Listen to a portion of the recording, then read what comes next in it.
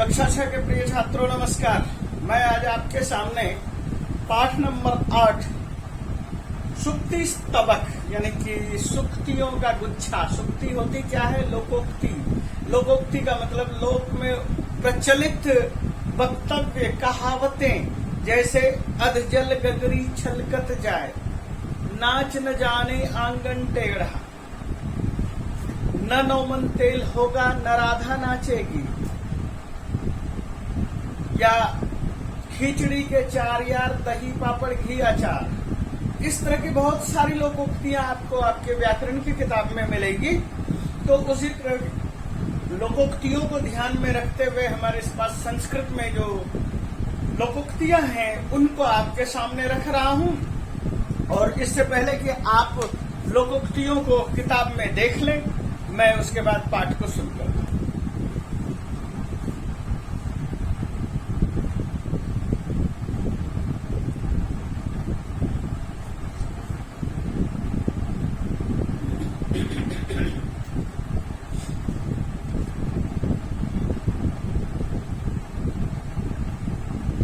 तो आपने किताब में से सुक्ति स्तबक के 5 श्लोकों को देखा और मैं शुरू कर रहा हूं उसमें से पहले श्लोक को। बालादपि ग्रहीतव्यम युक्तम उक्तम मनीषिभिः। बालात अपि, बाल, बाल का मतलब क्या होता है? बच्चा। बालात अपि अमृतम ग्राह्यम, ऐसा चाणक्य ने कहा था कि बालात अपि अमृतम ग्राह्यम। बच्चे के पास यदि अमृत है और उसको यदि क्या कहते हैं वह दे रहा है तो लेने में कोई हर्ज नहीं। पंकादपि स्वर्णम, पंक से, कीचड़ में यदि स्वर्ण पड़ा है तो वह भी उसे उठाया जा सकता है, लिया जा सकता है। इस तरह की कहावत चाणक्य नीति में उपलब्ध है और चाणक्य ईसा से 300 साल पहले पैदा हुए थे। एक और कहावत है बालात, बालक। तो बालक होता कौन है? तो उसके लिए ये कहा गया अज्ञो भवति वै बालः, जो अज्ञानी होता है उसे बालक कहते हैं। पिता भवति मंत्रदः, जो ज्ञान देने वाला होता है वह पिता होता है। तो यहाँ पर उसी चीज को कहते हैं कि जो बाल हैं, बालक हैं, उनके पास, अभी मैं छोटे छोटे बच्चों की बात कर रहा हूँ, उन छोटे छोटे बच्चों के पास भी बहुत सारी चीजें हैं जो कि अद्भुत है, आश्चर्यजनक है। उनकी एक अपनी सोच है, बाल सोच है। बालादपि ग्रहीतव्यम, बालक से भी ग्रहण करना चाहिए। क्या? युक्तम उक्तम, ऐसा मनीषी भी युक्तम उक्तम, मनीषियों ने, मनीषी मतलब विचार करने वालों ने। यह मनीषी भी शब्द है, तृतीया विभक्ति का बहुवचन प्रयोग किया है। मनीषी, मनीषिनौ, मनीषिनः, मनीषिनम, मनीषिनौ, मनीषी, मनीषिन, मनीषिना, मनीषिभ्याम, मनीषी भी, इस तरह से प्रयोग किया गया है। तो मनीषियों से यानी चिंतन करने वाले से, मनन करने वाले से, सोच विचार रखने वालों से, उत्तम सोच रखने वालों से क्या करना चाहिए? अमृतम ग्राह्यम, यदि उसके पास कुछ अच्छी चीजें हैं, अच्छे वचन हैं, अच्छे वक्तव्य हैं, उक्तम कहा गया है, युक्तम जो युक्त है उसे ले लेना चाहिए। ग्रहीतव्यम, ग्रहण कर लेना चाहिए। और यहाँ बालात शब्द था, ध्यान लीजिए, बालात पंचमी विभक्ति है और अपि प्लस अपि है, जोड़ अपि, और ये त को द हो गया है, इसलिए बालादपि है। ग्रहीतव्यम में ग्रह धातु है और तव्यक प्रत्यय है, ग्रहीतव्यम। युक्तम और उक्तम में क्या चीज है? युक्तम, युक्तम इस तरह से लिखेंगे, प्लस उक्तम इस तरह से लिखेंगे, और इन दोनों को मिला दिया है, इसलिए युक्तम उक्तम है। रवेर अविषय किम प्रदीपस्य प्रकाशनम, रवे, सूर्य के, अविषय, अविषय होने पर, यदि सूर्य न हो आकाश में तो क्या? प्रदीपस्य प्रकाशनम, न, प्रदीप का प्रकाश नहीं होना चाहिए। यानी कि रात का अंधेरा होने पर क्या हमें लाइट का प्रबंध नहीं करना चाहिए? बल्ब, दीपक या इन चीजों का, प्रकाश के साधनों का प्रयोग नहीं करना चाहिए? करना चाहिए, जबकि ये बहुत छोटे हैं। बल्ब छोटा है मोमबत्ती छोटी है, दीपक छोटे हैं, तो क्या इनका हम प्रयोग नहीं करते हैं? रवि के अभाव में, रवि के न होने पर सूरज होता है। रवि का मतलब तो रवि सूरज।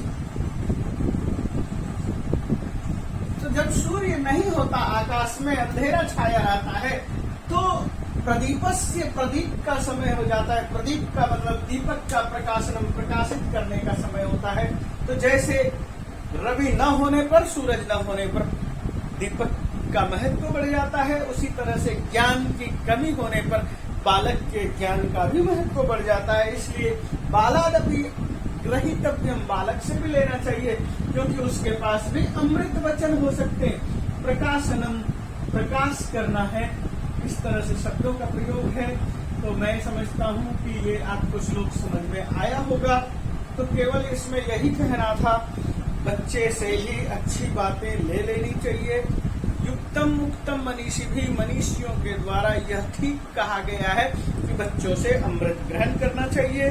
जिस प्रकार संध्या काल में या रात्रि काल में जब रवि का, सूरज का अभाव होता है, तो वहां पर प्रदीप की आवश्यकता क्या नहीं होती, यानी प्रदीप की आवश्यकता होती है।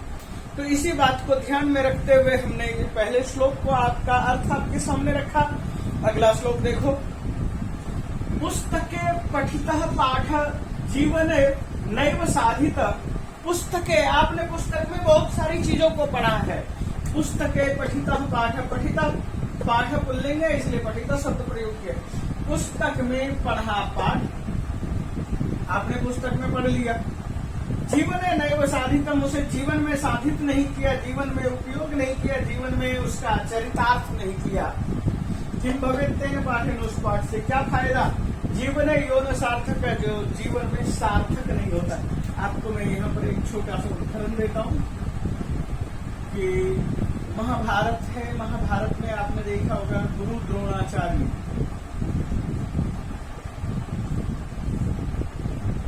गुरु द्रोणाचार्य ने सभी शिष्यों को कहा, पाठ पढ़ाया, और पाठ क्या पढ़ाया? सत्यम वद, सत्य बोलो। और सत्य बोलने के लिए पाठ सबने सुन लिया, सबने याद कर लिया। और अगले दिन जब युधिष्ठिर से कहा कि युधिष्ठिर, आप बस सबने सुना दिया, अब आप रह गए, आप सुनाओ। तो उसने कहा, गुरुजी आपने कहा था सत्यम वद, सत्य बोलो, लेकिन यह मुझे याद नहीं हुआ। बस जैसा गुरुजी ने बताया था वैसा बोलने के बाद भी कहता है, यह मुझे याद नहीं हुआ। उसके बाद जो है बोला, कोई बात नहीं, याद कर लो। और उसके बाद दूसरे दिन, तीसरे दिन, चौथे दिन, पांचवें दिन, कई दिनों तक उससे पूछते थे, और युधिष्ठिर यही कहता था कि गुरुजी आपने कहा था सत्यम वद, सत्य बोलो, लेकिन यह पाठ मुझे आज भी याद नहीं हुआ।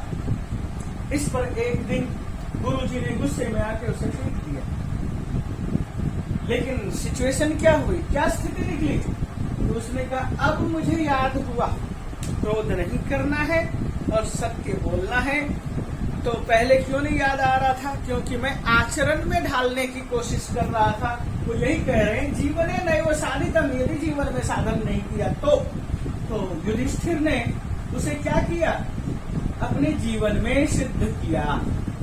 उस सत्य बोलो को जीवन में इतना सिद्ध किया कि युद्ध का मैदान में अश्वत्थामा को मार दिया गया या नहीं मारा गया, इसकी पुष्टि के लिए द्रोणाचार्य ने कहा, भगवान कृष्ण बोल रहे हैं तो क्या बात है? क्या युधिष्ठिर इस बात को बोल सकता है? युधिष्ठिर तैयार नहीं हुआ बोलने के लिए। ऐसे में क्या किया जा सकता था? तो कृष्ण के कहने पर भीम ने एक हाथी का नाम रखा अश्वत्थामा और उसको मार दिए। उसके बाद क्या गुंजायमान किया गया नारा, अश्वत्थामा हतः नरोवा कुंजरोवा। अश्वत्थामा को हमने मार दिया, वह आदमी था या हाथी? जब आदमी था या हाथी, इतना कहना ही था कि उसी समय ढोल नगाड़ों से इतना शोर कर दिया गया कि द्रोणाचार्य के पास स्पष्ट बात नहीं पहुंची, लेकिन उसको दिखाई दिया कि युधिष्ठिर कह रहा है। किसी के भी कहने पर वह विश्वास नहीं कर सकता, लेकिन युधिष्ठिर के कहने पर विश्वास कर सकता। क्योंकि युधिष्ठिर ही एकमात्र ऐसा है जिसने कि सत्य को साधा है, सत्य बोलता है। इसलिए कहा जीवने नैव साधिका, यदि जीवन में साधित नहीं किया, सिद्ध नहीं किया, जीवन में चरितार्थ नहीं किया, तो उस सत्य का क्या फायदा, या उस पाठ का, पढ़े पाठ का क्या फायदा। किम भवेत् तेन पाठेन, उस पाठ से क्या होने वाला है। जीवने यो न सार्थक, जो जीवन में सार्थक नहीं है, जिसका अर्थ, जिसका मूल्य जीवन में घटित नहीं होता। तो इस श्लोक का क्या अर्थ हुआ कि जीवन में जिस चीज को हम साबित नहीं कर पा रहे, सिद्ध नहीं कर पा रहे हैं, उस पाठ को पढ़ने से क्या फायदा। किम भवेत् तेन पाठेन, उस पाठ के पढ़ने से क्या फायदा। जीवन यो न सार्थक, जीवन में जिसका सार्थक, जिसकी सार्थकता नहीं है, जिसका मूल्य नहीं है, जिसकी कीमत नहीं है, उस पाठ को पढ़ने का कोई फायदा नहीं। तो श्लोक मैंने वो आपके सामने रखा। इन 2 श्लोक के बाद हम तीसरे श्लोक की तरफ बढ़ते हैं, और तीसरा श्लोक कुछ इस तरह से है। प्रिय वाक्य प्रदानेन सर्वे तुष्यन्ति जन्तवः, तस्मात् प्रियम ही वक्तव्यम, बचने का दरिद्रता। कहते प्रिय वाक्य प्रदानेन, प्रिय वाक्य बोलने से, प्रिय का मतलब क्या, मीठा, मधुर।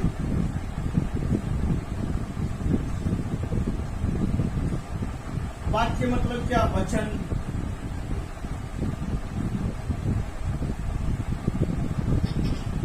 प्रदानेन का मतलब कहने से, बोलने से, प्रदान करने से।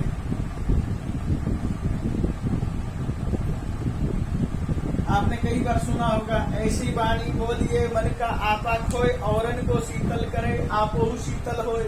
मीठी वाणी बोलिए, मीठा हो जग सारा। तो ये कहावत इसलिए है क्योंकि आप प्रिय वाक्य बोलेंगे, प्रिय वाक्य प्रदान करेंगे, प्रिय वाक्य से सबका स्वागत करेंगे, मीठी मीठी बातें करेंगे। सर्वे तुष्यन्ति जन्तवः, जितने भी जंतु हैं, जीव जंतु का मतलब जितने भी मनुष्य हैं, जंतु प्राणी, मनुष्य, लोग, जितने लोग हैं, सर्वे तुष्यन्ति, सब तुष्यन्ति, संतुष्ट हो जाते हैं। संतुष्ट का मतलब है सबको अच्छा लगता है, यानी मीठी वाणी सबको अच्छी लगती है।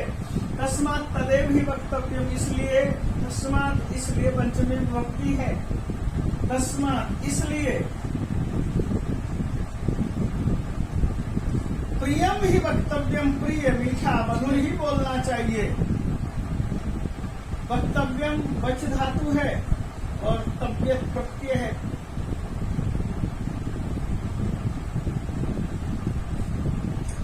वक्तव्यम, बचने का दरिद्रता, वचन बोलने में भी क्या दरिद्रता होती है, क्या कंजूसी है। तो किसी को भी बोलने में कंजूसी नहीं करना चाहिए, बोलना चाहिए। बोलने से ही जो है आपकी बातें सबके सामने आएगी। बोलने में कभी कंजूसी मत करो, जो बोलो खोलकर, दिल खोलकर बोलो।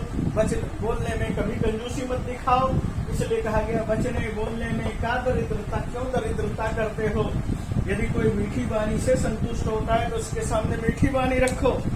इसलिए मीठी बातें करो, मीठी मीठी बोलो, मीठी जुबान रखो, कभी किसी के साथ कोई झगड़ा नहीं होगा। और इसके बाद मैं अगला श्लोक आपके सामने रख रहा हूँ। अगला श्लोक ये है। हाँ, तो बच्चों देखो, अगला श्लोक ये था, चौथा नंबर श्लोक। गच्छन् पिपीलिको याति योजनानां शतानि अपि अगच्छन् वैनते योपि पदमेकं न गच्छति। यह गम धातु है और क्षत्रिय प्रत्यय है। बहुत सारे प्रत्यय हैं जो कि आपको धीरे धीरे समझ में आएगा। क्षत्रिय प्रत्यय का अर्थ बचता है और उसके बाद ये हो जाता है गच्छन्। चलते हुए, पिपीलिका चींटी। अब ये पिपीलिका पुल्लिंग है, इसका मतलब नर चींटी। एक नर चींटी, दूसरी मादा चींटी। याति जाता है, या धातु है, जैसे गम, तो ये या जाने के अर्थ में है, इसलिए याति जाता है। कौन जाता है, नर चींटी। गच्छन् चलते हुए, पिपीलिका नर चींटी याति कहाँ जाता है, योजनानां शतानि अपि, सैकड़ों किलोमीटर। शतानी प्लस अपि, शतान्यपि, ये शब्द है। शत का मतलब 100 और अपि शतान्यपि यहाँ पर यन संधि हो गई है, ई के बदले में य बन गया है। जब ई के बदले में य बनेगा तो ये शब्द हो जाएगा शत्रु शतान, फिर ये ई के बदले में ये बना और इसमें अ मिला दिया और शतान। सैकड़ों योजन, योजन का मतलब कोष, कोष का मतलब किलोमीटर, दूरी हजारों किलोमीटर, 100 किलोमीटर, तो शतान्य का मतलब सैकड़ों किलोमीटर गच्छति जाता है। कौन? पिपीलिका चींटी सैकड़ों किलोमीटर पहुंच जाता है, क्योंकि वो जाता है इसलिए। चलते हुए चींटी, नर चींटी सैकड़ों किलोमीटर चला जाता है। और सबसे तेज चलने वाला, सबसे तेज उड़ने वाला वैनतेय, वैनतेय का मतलब है गरुड़। तो वो क्या है? गरुड़ सही मायने में विनीता शब्द से बना है वैनतेय, विनीता का पुत्र गरुड़।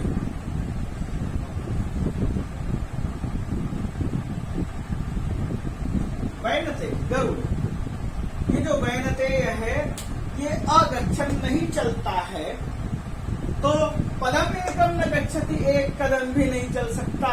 जबकि सबसे तेज उड़ने वाला प्राणी है और वह यदि नहीं चाहे तो वो 1 किलोमीटर भी नहीं चल सकता। पदम एकम, एक पद भी, एक कदम भी नहीं जा सकता। न गच्छति नहीं जाता है। तो यहाँ पर थोड़ी सी संधि है, एक संधि, उसको थोड़ा सा ये ध्यान दो। वो संधि, अच्छा ये गच्छन और अगच्छन, अ लगा दिया, अगच्छन न जाते हुए, गच्छन जाते हुए, अगच्छन न जाते हुए। और यहाँ पर अब मैं एक शब्द और रख रहा हूँ, और ये कि वैनतेय शब्द के बाद अपी शब्द जुड़ा हुआ है, और वो कुछ इस तरह से है। वो ये है वैनतेय प्लस अपी। ये जो विसर्ग है, विसर्ग को ओ में बदला है। इधर अ था इसलिए इस विसर्ग को ओ में बदल दिया। जब ये ओ में बदल दिया तो अब इसका कहना है कि जो ओ है हमारे बाद जो अ है, इस अ को हटा दिया।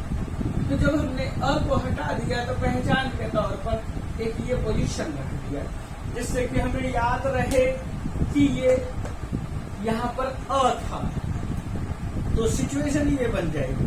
जब इस सिचुएशन को रखेंगे तो हम इस जगह के लिए क्या कहेंगे? संधि है। कौन सी संधि है? पूर्व रूप संधि। पूर्व रूप से क्या तात्पर्य है कि जो विसर्ग है, विसर्ग को ओ कर दिया तो ये पूर्व है, ये बाद वाला है, तो ये अपर है, तो पूर्व रूप को रखा, बाद वाले रूप को नहीं रखा। ये पूर्व रूप संधि है। जब मैं आपके सामने स्वर संधि सिखाऊंगा, दीर्घ संधि सिखाऊंगा, तब उन चीजों को भी मैं सामने रखूंगा। लेकिन अभी मैंने आपके सामने ये इसलिए रखा कि थोड़ा थोड़ा सा आपको पहले से समझ में आए तो ज्यादा अच्छा है। तो इस तरह से ये श्लोक है। इस श्लोक के बाद आप देखिए काकः। काकः मतलब क्या? कौवा। पिकः, पिकः का मतलब क्या? कोयल। कृष्ण, कृष्ण का मतलब क्या? काला। अब इसका अर्थ देखिए, काकः कौवा, कृष्ण काला भवती होता है, पिकः कोयल, कृष्ण काली होती है। को भेदः पिक काकयो। पिक और काक में अंतर क्या है? पिक और काक, इन दोनों में, कोयल और कौवे में अंतर क्या है? कोयल और कौवे में अंतर, भेद स्पष्ट करो।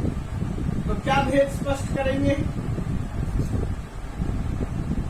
क्या भेद स्पष्ट करेंगे? दोनों तो काले रंग का है। मतलब जब वसंत समय आएगा, वसंत ऋतु आएगा, वसंत ऋतु में फूल खिल जाते हैं, पेड़ों पर आम की मंजरियां लग जाती है, बौर आ जाते हैं, आम के छोटे छोटे टिकोले शुरू हो जाते हैं, आम लग जाता है जब पेड़ में। आपने देखा होगा इतने बड़े बड़े कच्चे कच्चे आम जिसको लाकर अपने घरों में आप आम की चटनी बनाकर खाते हैं। जब वह समय आता है, वसंत समय उसको कहते हैं, जब चारों ओर फूल खिलने शुरू हो जाते हैं, प्राप्त होने पर काकः काकः भवति, पिकः पिकः भवति, कोयल कोयल, कौवा कौवा दिखाई देता है, कोयल कोयल दिखाई देती है। इसका क्या मतलब है? वसंत समय आने पर कोयल कौवा की आवाज जो है काऊ काऊ, किसी भी ऋतु में देखेंगे उसकी एक ही तरह की आवाज आएगी, लेकिन जब वसंत का समय होता है, कोयल कुहुकती है तो उसकी आवाज, मधुर आवाज लोगों को आकर्षित करती है। यही अंतर है कौवा में और कोयल में, यह बताने की कोशिश है। तो इस चीज को आपने देखा बच्चों, और इस चीज को देखने के बाद इसमें कुछ क्वेश्चन आंसर हैं, उसको भी मैं आपके सामने कवर कर रहा हूं पाठ से। और उस चीज को देखिए, वो कुछ इस तरह से है।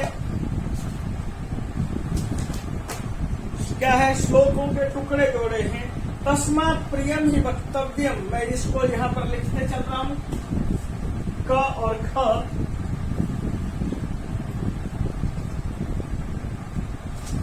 तस्मात् तदेव ही वक्तव्यम,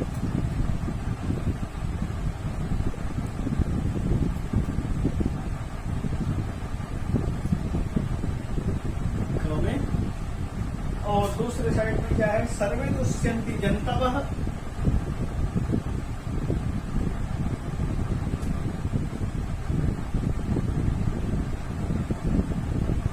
दूसरा है गच्छन् पिपीलिको याति,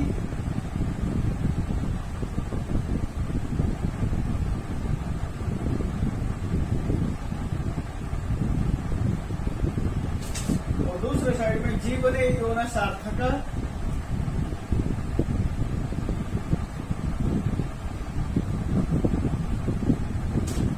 अगला है प्रिय वाक्य प्रदानेन,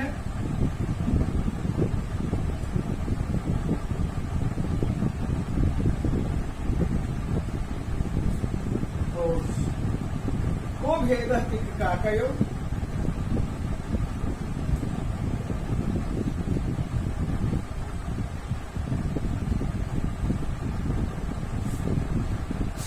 चौथे नंबर पर किम भवेत् तेन पाठेन,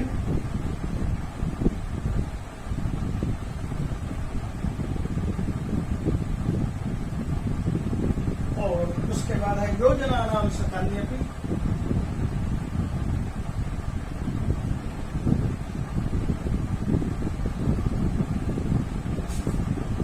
काका कृष्ण पिका कृष्ण,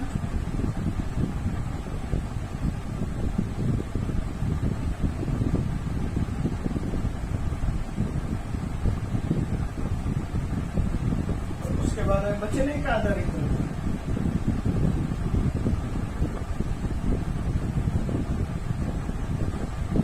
अब आपको क्या करना है, ये मैंने सिचुएशन दे दिया है।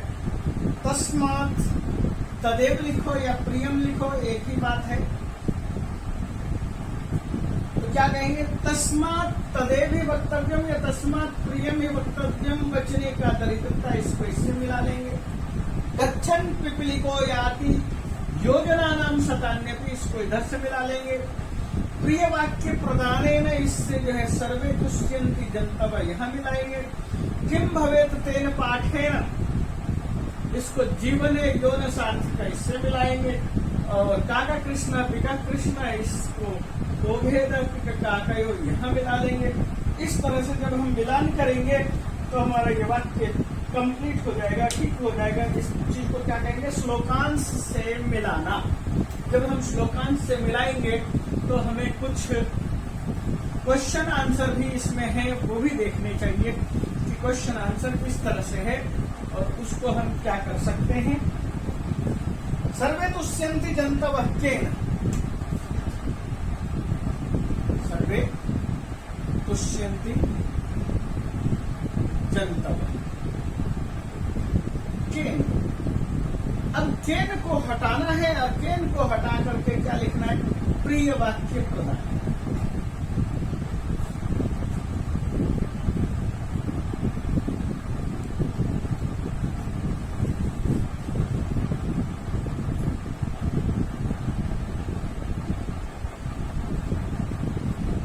सर्वे दुष्यंति जंतव प्रिय वाक्य प्रदान। केन को हटा देंगे, केन को हटाकर प्रिय वाक्य प्रदान लिखेंगे। काकः कृष्णः, पिकः कृष्णः,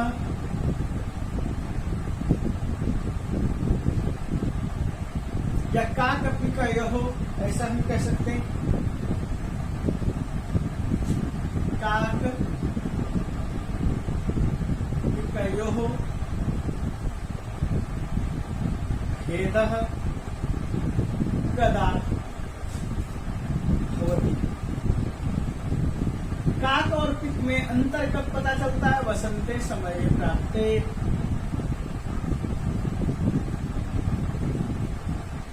आपको क्या करना है, वसंते समय प्राप्ते काक पिकयो भेदः भवति, जब पता चल जाता है। और क्या लिखा है, कह गच्छन योजना नाम शतान्यपि गच्छति। 3 नंबर में कह है, कह को अंडरलाइन करना है। गच्छन योजना नाम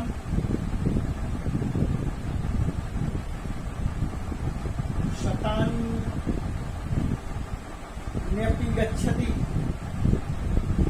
कह कौन जाते हुए सैकड़ों योजन चला जाता है, तो क्या कहेंगे, यहाँ पर कहेंगे पी टी युक्ता। गच्छन योजना नाम शतान्यपि गच्छति। 4 नंबर पर देखिए, अस्माभिः किं न वक्तव्यम्।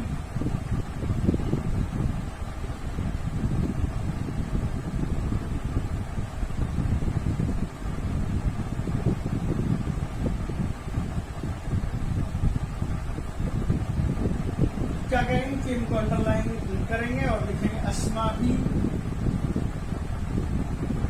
किम न वक्तव्यम, हमें क्या नहीं बोलना चाहिए। अप्रियम नैव, बस इतना लिखेंगे, या अप्रियम लिख करके छोड़ देंगे। तो किम को हटाकर अप्रियम रख देंगे तो आपका वाक्य पूरा हो जाएगा। और उसके बाद आपको क्या करना है, उचित के साथ जो है मिलान करना है। आम और न, काका कृष्ण न भवति, इसके आगे लिखिए न। अस्माभिः प्रियम वक्तव्यम, इसके आगे लिखिए आम। वसंत समये पिक काकयो भेद भवति। आम। वैनतेय पशु अस्ति। न, वचने दरिद्रता न कर्तव्या, बोलने में दरिद्रता नहीं करनी चाहिए। आम। अब उसके बाद क्या लिखा है, मंजूषातः समानार्थकानि वचनानि पदानि चित्वा लिखता। समानार्थक शब्द लिखना है, तो आगे आपके सामने क्या समानार्थक शब्द दे रहे हैं, उस चीज को भी यहाँ पर देखिए।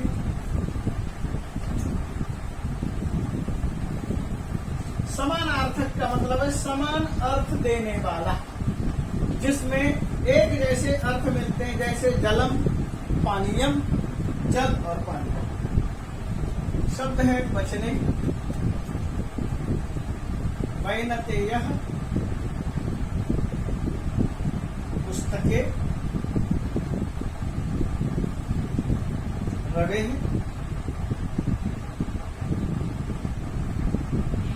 और पिता। इसके समानार्थक शब्द लिखने हैं आपको। समान अर्थ वाले शब्द, समान अर्थ वाले शब्द में आपको बॉक्स दिया है, बॉक्स में से छान कर लिखना है। तो वचने शब्द में वचन का मतलब है कथन, कथने लिखेंगे। वैनतेय, वैनतेय के लिए हमारे पास शब्द है गरुड़ा, गरुड़ लिखेंगे। उसके बाद है पुस्तके, पुस्तके के लिए हम लिखेंगे ग्रंथे। इसके अतिरिक्त क्या करेंगे, रवे, रवे का के आगे क्या लिखेंगे, सूर्यस्य। और पिकः, पिकः के आगे लिखेंगे कोकिल, हमने शुरू से पढ़ा। तरह से हम शब्दों को लिखेंगे और शब्दों को लिखने के बाद गच्छति विलोम पद के इसके साथ ही अब हम क्या करेंगे, विलोम पद ढूंढेंगे। अगला जो प्रश्न है विलोम के लिए है, तो विलोम के साथ हम उस तरह के शब्दों का प्रयोग करेंगे। जैसे शब्द दिया है सार्थक, कृष्ण,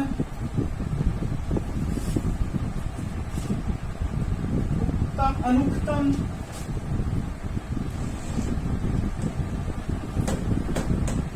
गच्छति और प्रदीपस।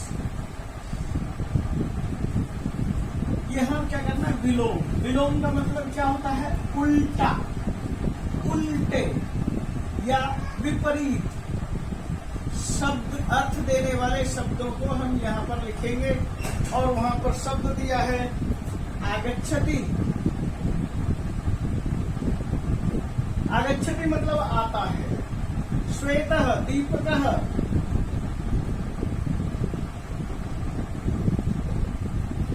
और क्या है, उत्तम, निरर्थक।